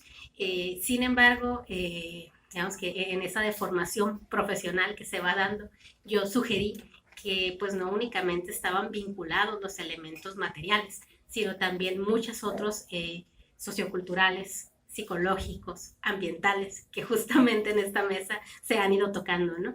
Y al hacer esta reflexión y al no ser expertas en desigualdad, el ejercicio nos llevó justamente a pensar qué sabemos y qué no sabemos acerca de ella. Si me apoyan con la siguiente, por favor. Bueno, entonces la tan nombrada desigualdad, prima, amiga o vecina de la vulnerabilidad que tanto se ha mencionado por acá, era nuestro punto de arranque para comenzar a trabajar, y nos comenzamos a dar cuenta de que esta palabra se utiliza constantemente en la parte técnica, es decir, nos plantean un problema arquitectónico, urbano, nos dicen hay desigualdad y hay que minimizarla, hay que erradicarla, hay que quitarla, y frecuentemente pues no siendo ingenuos a que casi siempre nuestras propuestas están ancladas a las políticas o las administraciones locales, estatales, federales, pues comenzamos así la revisión. Y nos dimos cuenta de, incluso en la primera capa, de buscar un corpus documental teórico que nos ayudara a entender de fondo qué era la desigualdad, que tuvimos un montón de problemas, porque parecía que la constelación de información se saturaba cada vez más, y que los discursos y los cambios y adecuaciones que había acerca del concepto de desigualdad con el paso del tiempo eran todo menos homogéneos. Eso fue un punto que nos hizo complejizar el tema, que incluso cuando el capítulo recibió los primeros dictámenes nos fue horrible, nos fue bastante mal, demolieron el capítulo e incluso nos decían que dudaban de lo que estábamos postulando y de los autores que habíamos revisitado. Siguiente, por favor. Entonces fuimos poco a poco pensando o reflexionando en conjunto cómo podíamos hacer para que esto tomara cierto orden o cierto norte, y arrancamos con algunas preguntas. Una de ellas es esta: ¿cómo es que las principales instituciones internacionales, y por qué internacionales? Pues porque finalmente ellos son las que dan las recomendaciones. Se ha hablado acá acerca de los ODS, que ya son muy famosos y recurrentes, y se supone que los países que forman parte de estas organizaciones pues están en el compromiso de cumplirlos o de alinearse a ellos. Sin embargo, esta cuestión no siempre es una realidad. Por lo cual empezamos por ahí. ¿Cómo es que estas instituciones interpretan la desigualdad? Porque podemos estar poniendo una palabra sobre la mesa, pero si entre dos académicas no podíamos organizarnos en qué significaba la desigualdad, decíamos, realmente todas estas instituciones tienen una interpretación homogénea o al menos tienen un consenso acerca de qué significa desigualdad. Bueno, pues de ahí partimos y justamente comenzamos a preguntarnos cómo esta política pública internacional comienza a explorar la desigualdad y qué considera para valorarla. Porque si ellos están dando las sugerencias, pues probablemente tienen algo en común, ¿no? Y si lo que se busca es esta transición, perdónenme, estoy un poco enferma. Si lo que se busca es esta transición hacia esa justicia socioespacial o hacia este derecho a la ciudad o otras construcciones teóricas que últimamente han sido, han sido tan sonadas, pues finalmente nos interesaba mucho eso, ¿no? Ver qué conexiones, qué dimensiones, qué componentes se están contemplando. ¿Y me ayudan con la siguiente? Y bueno, para no hacer muy pesada la charla, podría comenzar diciendo que estos son algunos de los autores que revisamos.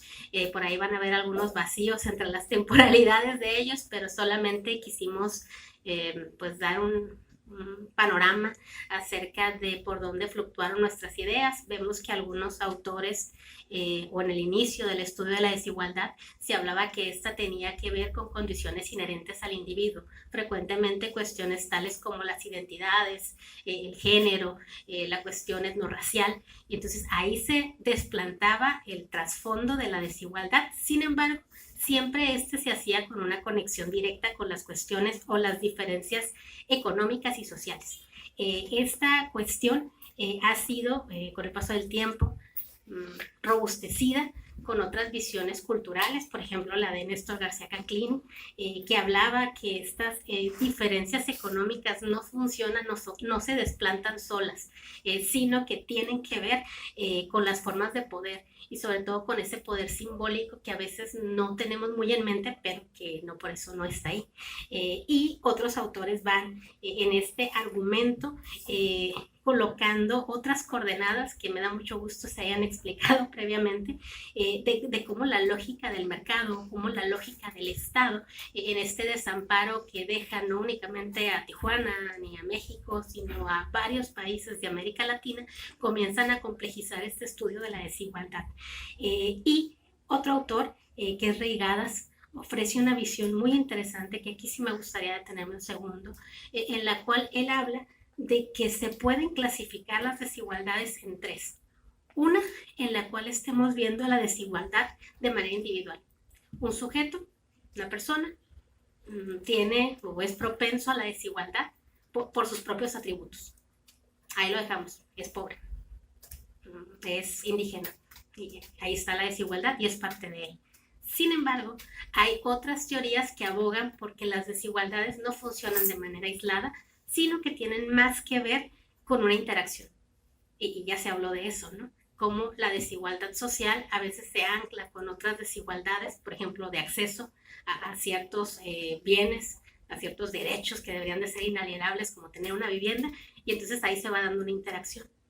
Pero todavía postula una tercera vía de las teorías, y estas son las holísticas, en las que él dice que no es únicamente que exista una relación entre las cosas, sino que existen también ciertos, ¿cómo lo podría decir sin pecar de simplificarlo demasiado? Que existen otras conexiones en las que el poder les atraviesa. Y no es únicamente que la persona no tenga acceso por ser pobre o por todas estas etiquetas que le podemos ir colocando, sino que esto tiene que ver también con el contexto en el que se encuentra, con las políticas, con la economía, con la historia de un sitio, un contexto geográfico determinado. Y otros autores van justamente hablando de cómo estas diferencias o todas estas dimensiones, como no hay un acuerdo, pues tampoco se puede hacer un diagnóstico de ellas. Y entonces el diagnóstico se comienza a hacer de manera fraccionaria. Siguiente, por favor. Bueno, para no profundizar e irme un poco más rápido, aquí hay otras contribuciones. Obviamente todas son importantes, apasionantes, pero aquí hay cuestiones que tienen que ver con cómo estas instituciones, digamos que con su discurso internacional, ayudan o pueden perjudicar en esta comprensión, asimilación y búsqueda por esta desigualdad para su minimización. Y estas pues no deben de ser exentas a ciertos mecanismos, algunas veces estructurales que les atraviesan y que están ahí, y que también establecen o nos ponen en la mira como países que hemos estado en vías de desarrollo, pero que esta clasificación o este adjetivarnos no ayuda per se justamente a minimizar estas fronteras, ¿no? Obviamente, el asunto de estudiar la pobreza o las desigualdades que podemos cuantificar es muy importante, pero de nueva cuenta lo que nos interesaba justamente era hacer una asociación entre todos estos elementos teóricos inicialmente que se han estudiado. Siguiente, por favor. Y bueno, aquí ya comenzamos con nuestras propuestas. Ante toda esa información que fuimos acumulando, decidimos comenzar a poner en físico una especie de esquema en el que fuéramos viendo cómo es la desigualdad, y para nosotros esto tiene que ver con dimensiones de vitalidad, es decir, mantenerte vivo, existencia, que tiene que ver con cómo las personas se identifican y van tomando atribuciones. Siguiente, por favor. De interaccionismo, que ya lo mencionamos, que tiene que ver con esta cuestión o con esta capa, que va por la parte social, económica, cultural, etcétera, y también tiene que ver con una dimensión que nos habla acerca de la inequidad de recursos, es decir, no tengo acceso a, y principalmente aquí cuestiones como la tecnología, por ejemplo, o la educación. Y posteriormente tendríamos otra capa que tiene que ver con el acceso a oportunidades, en el que ya estaríamos hablando de vivienda, entre muchos otros componentes. Aquí me gustaría, siguiente por favor, hacer énfasis en esta capa, que era justamente en la que nosotras más podemos aportar, que tiene que ver con la desigualdad urbana. Esa desigualdad que obviamente no puede ser ajena a todos los otros componentes de este esquema que hemos ido presentando, pero que para nosotros presuponía un especial énfasis porque justamente tiene que ver con las dimensiones que frecuentemente abordamos. Y bueno, no me gustaría profundizar más porque quien va a presentar los resultados es la doctora Berenice, así que prefiero cederle el micrófono y que ella continúe a partir de acá. Buenas tardes, muchas gracias por la invitación y gracias Selvia por las primeras diapositivas. Siguiente, por favor. Bueno, en este caso, como menciona, ¿no?, la doctora Elia, después de hacer esta revisión teórica, entonces, y de recibir estas primeras críticas, ¿no?, en la parte de edición, decidimos replantear la investigación y considerar que esta sería de alcance exploratorio, descriptivo, y por tanto consideramos que el mejor método que podemos emplear era el análisis de contenido, en el cual en principio recopilamos una serie de documentos, después se fueron filtrando, posteriormente se llevó a cabo el establecimiento de categorías, la cuantificación y síntesis de datos, y finalmente pues la gestión visual, que son algunos esquemas que se van a ir mostrando en las diapositivas. Siguiente, por favor. Entonces, en un principio empezamos a recopilar de manera arbitraria todos aquellos documentos, como ya mencionaba, ¿no?, de corte institucional, que de las principales instituciones, organismos mundiales que suponíamos que hablaban de este tema. Y así pudimos recopilar más de una docena de documentos, de los cuales empezamos a filtrarlos a partir de los siguientes criterios. En principio, que fueran así tal cual, ¿no?, publicados por organismos internacionales orientados en materia de desigualdad. Además, que fueran posteriores al año del 2012, ya que fue el año en que se celebra la conferencia sobre desarrollo sostenible de Río +20, y supusimos que a partir de ese punto iba a haber mayor incidencia en el tema. En tercer lugar, que estuvieran vinculados a los objetivos del desarrollo sostenible. Nos dimos cuenta que aunque había muchos documentos que posiblemente hablaban del tema, no todos estaban actualizados hasta este punto. Y finalmente decidimos que un punto muy importante era que fuera de acceso al público, preferentemente virtual, Y también pusimos en tela de juicio el idioma y decidimos quedarnos con el idioma del castellano para poder hacer el análisis, ¿no? Tomando en cuenta que estábamos hablando del término de desigualdad en español. La siguiente, por favor. Y es así como llegamos a 5 documentos oficiales. En primer lugar, la nueva Agenda Urbana Ilustrada, editada por la ONU Hábitat en el 2020. El Plan de Acción Regional para la implementación de la nueva Agenda Urbana en América Latina y el Caribe. La Agenda del Derecho a la Ciudad, editada por la OCDE en el 2019. En cuarto lugar, la Agenda 2030 y los Objetivos de Desarrollo Sostenible, una oportunidad para América Latina y el Caribe, editada tanto por CEPAL como por ONU en 2018. Y como quinto lugar, los principios de la OCDE sobre política urbana, también de la organización CEPAL en 2018. La que sigue, por favor. Entonces, una vez teniendo estos documentos y apoyados por el software Atlas D, pasamos estos a un filtrado de palabras recurrentes que podemos dar muestra aquí con esta nube de palabras, en donde pudimos entonces seleccionar 10 categorías que se relacionan también con el esquema que explicaba hace un momento la doctora Elvia. Número 1, el ámbito ambiental. 2, cultural, también lo ecológico, la parte de la ecología, que era no tanto en la parte de medio ambiente, sino como la parte ecológica del individuo. La parte económica, educativa, espacial, que en la parte espacial después le dimos un énfasis especial por esta condición de la desigualdad urbana. En séptimo lugar, la parte identitaria, la política, lo socioeconómico, y en décimo lugar, la tecnología, dando un resultado además de 57 temáticas asociadas, ¿no?, a cada uno de estos 10 puntos.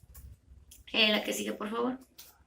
Entonces, digamos que a manera de resumen, para poder ir acercándonos a los resultados y conclusiones, pues pudimos tomar esta tabla en donde se encuentra cada una de las unidades de información y la proporción de citas totales en donde se mencionaban estos temas, así como la concurrencia, que es la repetición de códigos que interactúan entre sí dentro de una misma cita, es decir, que tantas veces se hablaba de un tema, de un mismo tema. En ese sentido, nos podemos dar cuenta que en primer lugar, la nueva Agenda Urbana Ilustrada es la que cuenta con un mayor de concurrencias y particularmente en la parte espacial. También notamos que de todas las 10 categorías de las que hablamos, se repetía mayormente la parte política, ambiental y en otras ocasiones la económica. Siguiente, por favor. Pues aquí ya para ir cerrando la parte de los resultados, podemos ver que el análisis de contenido, como decía hace un momento, revela que las categorías políticas, ambientales y económicas son las más relevantes en las agendas urbanas. En cuanto a la planificación urbana, este tipo de diagramas nos ayudó mucho para la visualización de los datos. Siguiente, por favor.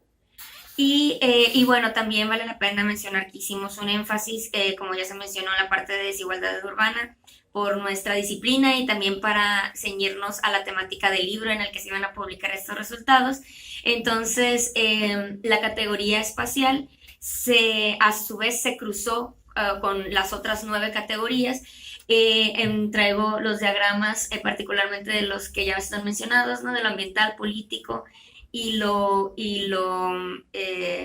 económico, y pues tenemos datos muy interesantes, ¿no? Cómo es que ciertos elementos como por ejemplo el financiamiento se relacionan con la desigualdad urbana, espacial, incluso como la parte de los ingresos de vivienda o los recursos en cuanto a sustentabilidad y sostenibilidad son los elementos que se repetían mayormente. Si quieres pasar otras 2, porque creo que queda poco tiempo. Entonces, como conclusión, la verdad es que nos dimos cuenta de principio que en bibliografía anterior, de mediados del siglo XX, se hablaba de pobreza Posteriormente se empezó a hablar de desigualdad y nos dimos cuenta también que en las publicaciones más actualizadas ya no se hablaba de desigualdad, sino se empezaba a utilizar el cambio de término como inclusión y exclusión. Y esto se nos hizo muy curioso, ya que de nuevo, ¿no? Es un término que se está en constante cambio, que además se están incluyendo muchos otros elementos. Sí notamos que, aunque era muy repetitivo la parte política, económica y ambiental, sí se hacía notar estos elementos en cuanto a las disminuciones de desigualdad tecnológica, cultural, de derechos de género y otros elementos culturales y sociales que cada vez estaban siendo más importantes. Y consideramos, si nos da tiempo, volver a hacer este ejercicio cada cierto periodo para saber cómo van evolucionando las agendas internacionales en el tema. Gracias. Excelente. Bueno, pues, agradecerles esta exposición muy clara y de compartirnos pues los resultados de su investigación, ¿no? Y cómo pues incluso puede ser un trabajo también interesante de metodología también, ¿no? Como de una cuestión que puede ser desfavorable, digamos, ante una crítica de un artículo, que eso lo tenemos muy recurrente, ¿no? Cuando deseamos publicar un trabajo, pero cómo vamos construyendo conocimiento y vamos, pues, al final logrando, pues, la obtención de esa información o la búsqueda, o encontrar las respuestas a esas preguntas, ¿no? Que en un momento motivan nuestras investigaciones. Les agradezco mucho su participación, doctora. Y bueno, pues vamos a dar paso a la última presentación de Marco Antonio Samaniego López. Es licenciado en Pedagogía y en Historia por la Universidad Autónoma de Baja California. Es maestro y doctor en Historia por el Colegio de México. Su tesis doctoral, Los ríos internacionales entre México y Estados Unidos, fue galardonada como la mejor tesis en el 2004. Ha publicado artículos y capítulos de libros en revistas nacionales y extranjeras. Entre sus libros se encuentran Los gobiernos civiles en Baja California, 1920-1923, y Nacionalismo y Revolución, los acontecimientos de 1911 en Baja California. Fue director y fundador del programa de maestría y doctorado en Historia en el Instituto de Investigaciones Históricas de aquí, de esta casa de estudios, y es autor de La breve historia de Baja California. El doctor Samaniego nos va a presentar su ponencia titulada Ciudades sostenibles o sustentables, el reto de la interrelación en el noroeste mexicano y el suroeste estadounidense. Muchas gracias al doctor por su presencia. Bien, buenas tardes tengan todos ustedes. Yo no estoy en el libro, me invitó Norma, pero le dije, sabes que ahorita no tengo chance. Entonces, mi propuesta va en otro sentido y espero dejarlos preocupados, temblando y si se puede llorar, ¿no? ¿Sí? Algunos que me conozcan aquí saben que yo voy a hablar siempre de una interrelación México-Estados Unidos en términos de infraestructuras, en términos de una codependencia, en términos de que también hay una agencia por parte de México, que no todo es recibir de Estados Unidos una presión, y por eso el título que he planteado. ¿Sí? La primera, estimado Ángel, por favor. Al principio, cuando pensé la ponencia, revisé los conceptos que muchas veces he visto y nunca se ponen de acuerdo. Ahorita lo que pasó en lo que se planteó ahorita, bueno, es un buen ejemplo de eso. Por eso me limito a señalar que por el desarrollo sustentable, pues es un término que se utiliza mucho, con muchísima ligereza, todo el mundo lo menciona, pero nadie entiende qué es. ¿Sí? Yo solamente lo señalo como una especie de referente más sencillo para comprender, que es la búsqueda del establecimiento de políticas públicas. Sí, pero en manos y en voz de nuestros políticos es una frase que puede significar algo o no puede significar nada. Como yo he asistido a reuniones de orden binacional y locales, con referencia sobre todo al agua, me queda claro que es una palabra que no se le busca mucho sentido. Lo sostenible, yo lo planteo como lo que realmente sucede, y aquí solamente podemos entender que somos sostenibles si lo vemos como una macroregión, que es lo que somos. Es decir, no somos ciudades sustentables, somos ciudades sostenibles, pero solamente si lo entendemos como una macroregión en términos, aquí lo planteo, del noroeste mexicano y el suroeste norteamericano, pero en otros eventos y en otros textos lo he planteado como el suroeste norteamericano y todo el norte mexicano. Es decir, no es un asunto nada más de la región del noroeste, sino tiene implicaciones en todo ello. Como base, bueno, nosotros y toda esta zona grandísima a la que me refiero es producto de la transformación realizada por el hombre. Nosotros no estamos aquí porque había unos arbolitos, que hubo lluvia, y luego llegamos unos y luego llegaron otros. No, estamos aquí porque hay grandes obras de infraestructura que nos permiten estar aquí y de las cuales dependemos todos los días, y todas ellas fueron construidas antes que aparecieran los conceptos de sustentable y sostenible. Yo los voy a ubicar en la Segunda Guerra Mundial y en los años posteriores a la Segunda Guerra Mundial, sobre todo con los documentos que empiezan a aparecer, digamos, a fines de los 40 y principios de los 50. Me atrevo a afirmar que es un concepto de 1947, aunque no me voy más atrás, pero sí lo planteo en ese contexto, y todo como efecto de el pánico de lo que hemos creado con la Segunda Guerra Mundial y sobre todo con el mundo atómico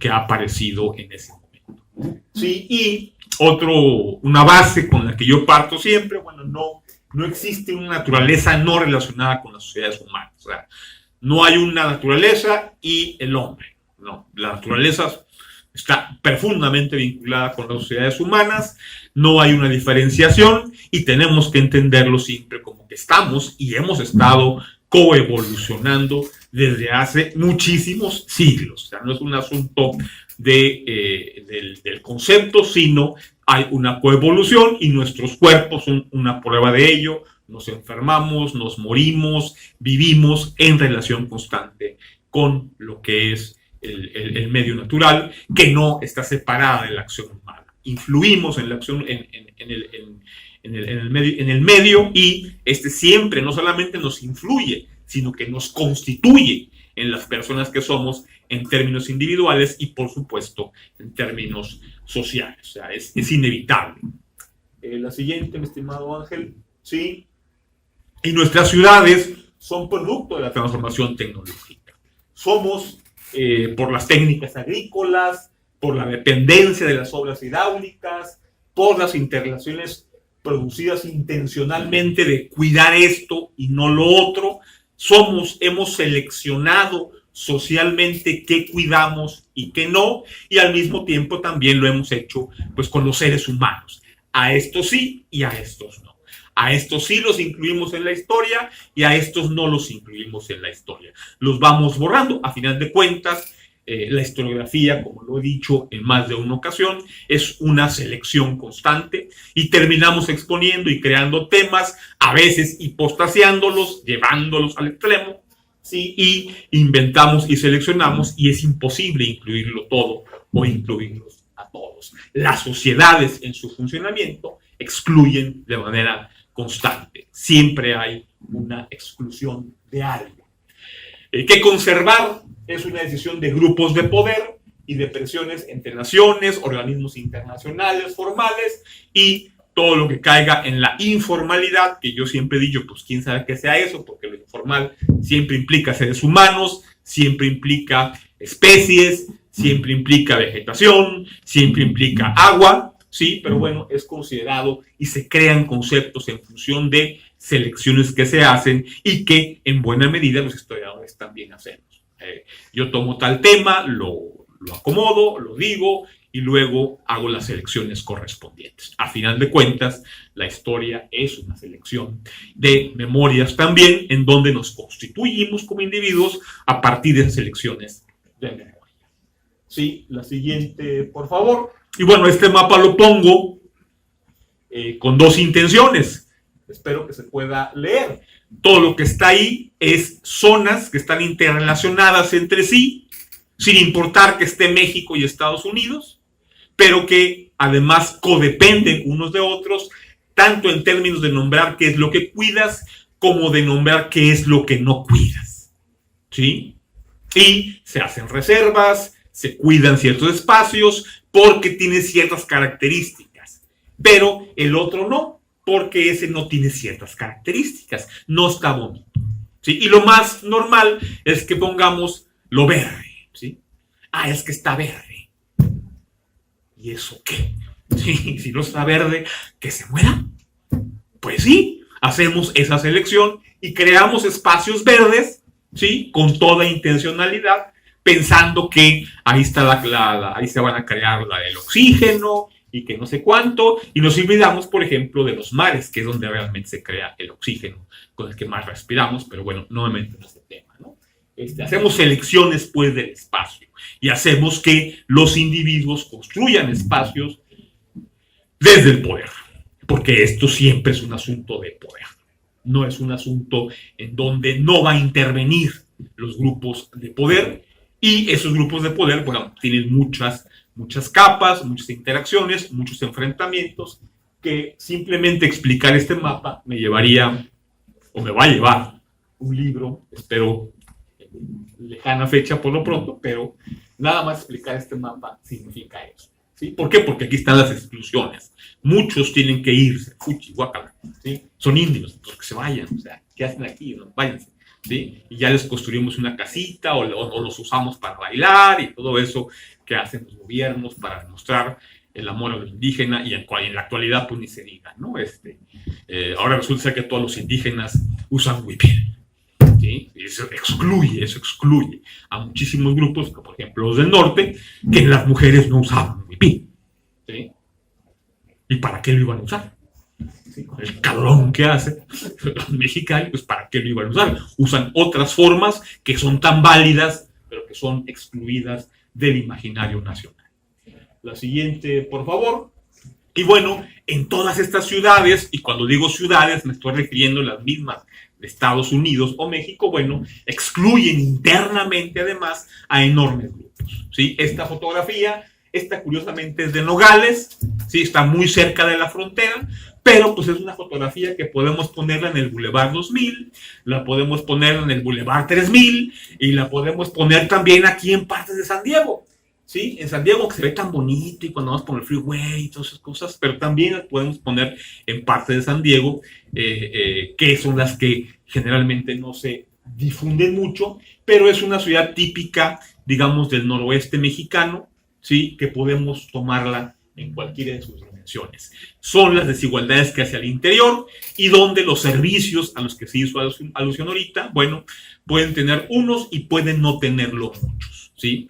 Yo que vengo de una colonia, ahorita ya no, pero cuando Los Álamos era una colonia sin servicios, pues ahí me tocó toda esa lucha social en la que se organizas para tener agua, para que pongan el drenaje, para que pongan una escuela y para que pongan todo lo que se supone debería de estar, ¿no? Entonces ahí me tocó que llegaran diputados, y María da del PRI, que todavía vive, imagínense, cuando estén a la señora, era el personaje central en esa sociedad. Más o menos así, nada más que aquí en el cerrito, aquí donde está Los Álamos, ¿no? Y bueno, no quiero irme mucho con la desigualdad, pero bueno, aquí es una foto de desigualdad, ¿no? Creo que es evidente. La siguiente, por favor, ¿sí? Y estas ciudades codependen unas de otras. En esta imagen de Nogales, que puede ser Tijuana, que puede ser Mexicali, que puede ser San Diego, Colorado, simplemente pongo una fotografía donde el agua está inundando una. Lo que hicieron en Nogales, Arizona, fue poner una barrera por abajo para no inundarse ellos, pero de todos modos se inundaron. Y nosotros todos los días, lo pongo más adelante, nada más que con otra intención, pues estamos todos los días llenando el canal del río Tijuana y le mandamos toda clase de materia orgánica a los estadounidenses aquí, para que vivan los animales, aquí al estuario, ¿sí? Nada más que algunos días se nos pasa la cantidad de materia orgánica y se quejan. Sí, así son los gringos, se quejan de todo, ¿no?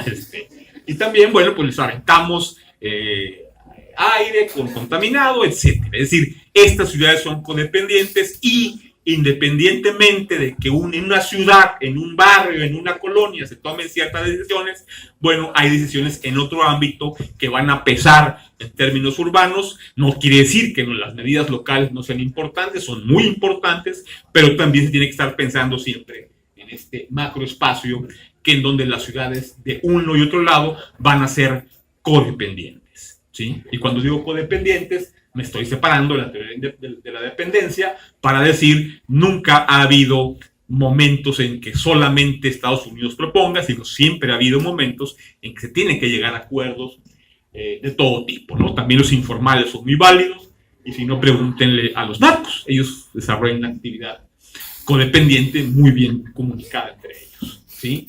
Que espero que aquí no haya. ¿Sí? La siguiente, por favor. ¿Sí? Sí, sí, eso sí, ¿verdad? Pero no creo que tengan chance, ¿no? Andan en otros organismos, ¿no? ¿Qué ciudades están vinculadas aquí? Bueno, pues lo mismo, es tan importante Los Ángeles como San Diego, como Phoenix, como Tucson, inclusive como Denver, ¿sí? Para una ciudad tan lejana como Denver. Y en el caso mexicano, bueno, obviamente nosotros, todo el agua que recibimos, pasó necesariamente por Mexicali, pasó por todo esto, y como siempre lo pongo como ejemplo y lo digo, cuando ustedes la utilizan aquí en Tijuana, cuando menos ha sido utilizada 22 veces en toda esta largo camino, ¿sí? Por eso insisto en los estudios de Cuenca, porque esto es el largo camino que nos hace estar aquí presentes. Y también pues, nos hace ser más reflexivos sobre limpiar el agua. Búsquense, porque les tengo malas noticias que no voy a darlas ahorita. ¿Sí? La siguiente, por favor. Me faltan 5 minutos. Pero bueno. ¿Sí? Y esto es lo que se produce con transformar el espacio. Estas fotografías del Valle de Mexicali.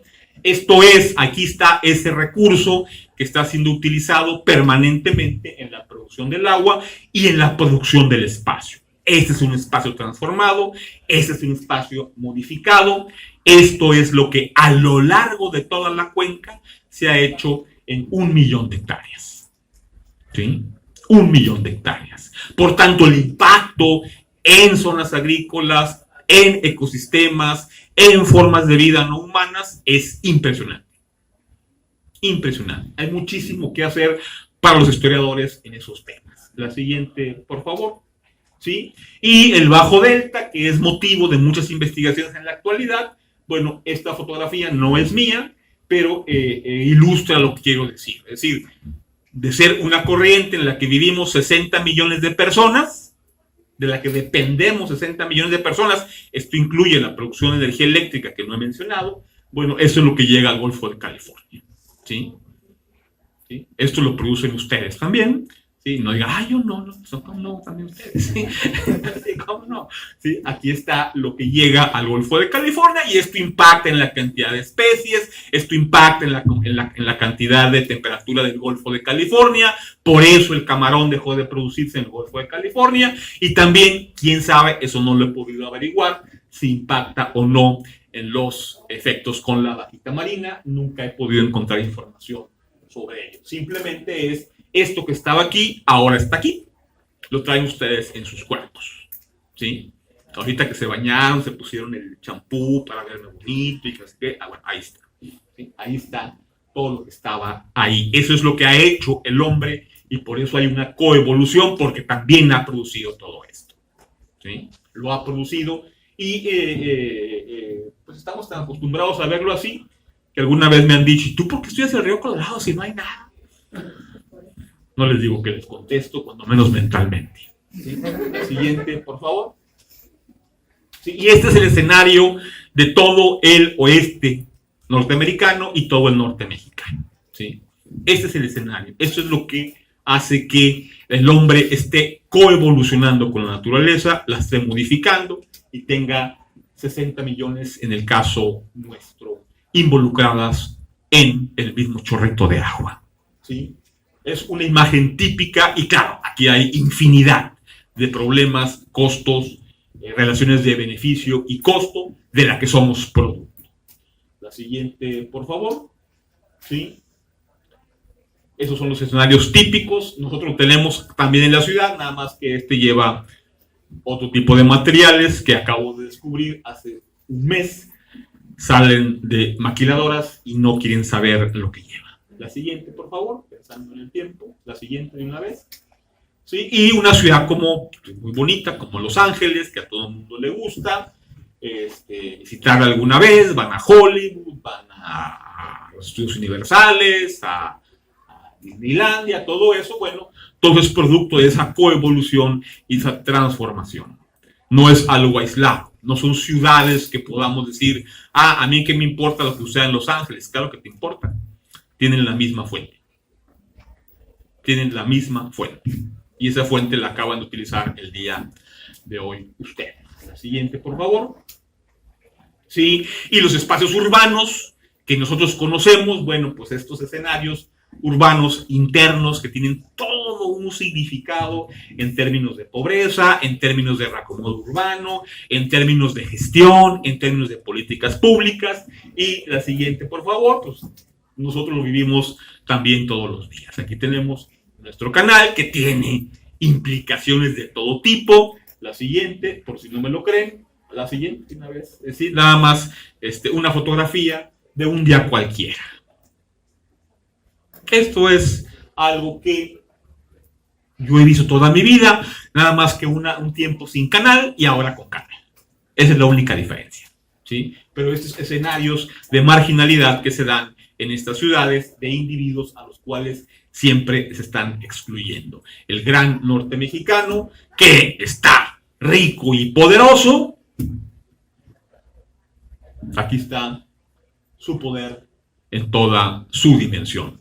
Dale para atrás, solamente para señalar esta mera, ¿sí? Y hay distintas formas de organizar el futuro. Esto que ven ustedes son bancos de agua que hay en Arizona. Largo de explicar por qué están, pero están más o menos de la década de los 70s, que son bancos de agua. Es decir, ellos tienen bancos de agua para venderla al mejor postor. ¿Sí? Las razones, repito, son muchas, pero tienen un proyecto de futuro. Aquí nosotros, este año, ahorita podemos verlo después de 25, 30 años, 93, ¿cuántos son? 30 años, ¿sí? La presa Velasco Rodríguez llena. Y como se los explico cuando me dicen, no, es que está la presa llena. Uy, sí, mucha agua. Sí, cuidado. Sí, caben 130 millones. Y nosotros gastamos 160 millones. ¿Cuál mucha agua? En un año. ¿Cuál mucha agua? Esta agua está para venderse o cuidarse para el futuro en Arizona. Esto es un proyecto que yo alguna vez se lo sugerí a una persona del gobierno y no les quiero decir la respuesta, pero no se ha acabado con una palita, nada. Y ya para concluir, porque creo que ya estoy en tiempo, dale, mi estimado Ángel, ¿sí? Esas fotos son mías, están muy bonitas, ¿sí? Las tres, no les quiero explicar por qué está movida aquella, pero bueno, el punto es, después de haber pensado mucho, ciudades sustentables o sostenibles, llego a la misma maldita conclusión de siempre. Que es, a ver, sigue siendo el clima, sigue siendo los factores en los cuales nosotros hemos alterado con nuestra actividad de lo que dependemos. Es decir, dependemos de aquí y estas fotografías son de Colorado y de Wyoming. Y ustedes van a usar, y todas las ciudades a las que me he referido aquí, la van a usar. O sea, seguimos dependiendo de lo mismo que dependían hace 10,000 años, de lo que pase con el clima. Entonces, somos sustentables o sostenibles. Después de haber realizado unos 30 conceptos, dije, maldita cosa, ¿sí? Sigue siendo el planeta lo que más importa. Gracias.